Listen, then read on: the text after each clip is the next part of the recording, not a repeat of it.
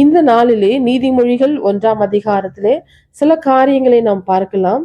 முதலாவது, தாவீதின் குமாரன் இஸ்ரவேலின் ராஜாவாகிய சாலமோனின் நீதிமொழிகள். இந்த நீதிமொழிகள்ல விவேகம், நியாயம், நிதானம் இது எல்லாத்தையும் உபதேசிக்கிற அடையாளம். ஆனா அதுல முக்கியமான கருத்து நம்ம பார்க்கலாம். 1 கர்த்தருக்கு பயப்படுதலே ஞானத்தின் ஆரம்பம். பாருங்க, கர்த்தருக்கு பயப்படுகிற பயம் ஞானத்தை கொடுக்கும். நம்முடைய வாழ்க்கைக்கு, நம்முடைய தனிப்பட்ட நம்மளுடைய வாழ்க்கை முறைக்கும், குடும்பத்திற்கு, சமுதாயத்திற்கு எல்லாவற்றுக்கும் ஞானம் தேவை.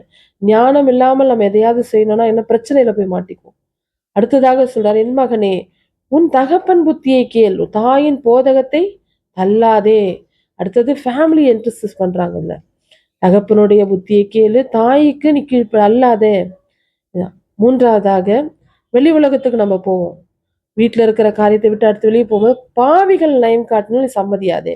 உலகத்தின் காரியங்களுக்கு, உலக மக்கள் சொல்லுகிற காரியங்களுக்கு வா இப்படி செய்யலாம், இந்த இவர்களுக்கு இப்படி பண்ணலாம் அப்படி பண்ணலாம்னு சொல்லி ஆலோசனை கொடுப்பாங்க. அதன்படி நடவாமல் நம் கால்களை என்ன பண்ணணும், பாதைகளை விளக்கணும். நம்ம அப்படியா இருக்கும்போது ஆண்டவர் சொல்றாரு, கடிந்து கொள்ளுதலுக்கு திரும்புங்கள். நான்காவதாக, என்னுடைய கடிந்து கொள்ளத்துக்கு திரும்பலன்னா உங்களுக்கு என்ன ஆகும், நீங்க பயப்படுகிற காரியம் புசல் போல வரும், ஆபத்து சூறாவளி போல நேரிடும். அப்பொழுது நான் ஆகடியும் பண்ணுவேன், கேட்கவே மாட்டேன்.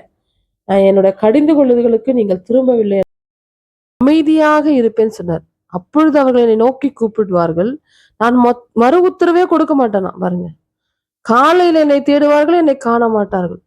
அவர் கடிந்து கொள்வதற்கு நாம செவி கொடுக்காமல் போனா இப்படிப்பட்ட காரியங்கள்லாம் நடக்கும்.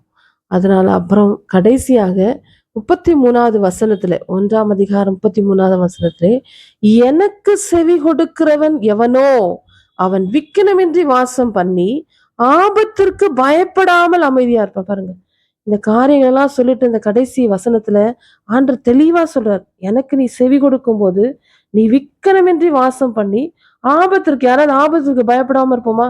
ஆனா அந்த அதிகாரத்துல ஆபத்திற்கு பயப்படாமல் அமைதியா இருப்பான்னு சொல்றாரு. இதுதான் கர்த்தருக்கு நாம கீழ்ப்படியும் போது 1 நாம் அநேக காரியங்களை தெரிந்து கொண்டோம். ஒரு குடும்ப வாழ்க்கைக்கு, வெளி உலகத்துல நம்ம எப்படி இருக்கணும், கர்த்தருக்கு எப்படி அவருடைய கடிந்து கொள்வது, எப்படியாவது தப்பு செய்யும் போது கடிந்து கொள்ளும் போது அவருக்கு திரும்பி நம்ம அவருக்கு ஒப்பு கொடுக்கும் போது நம்ம ஆபத்துக்கே பயப்படாமல் நம்ம காத்துக்கொள்வார். இப்படியாக 1 பார்த்து தியானிக்க கிருபை கொடுத்தா கர்த்தர் தாமே இந்த நாளை ஆஸ்வதிப்பாராக. God bless you.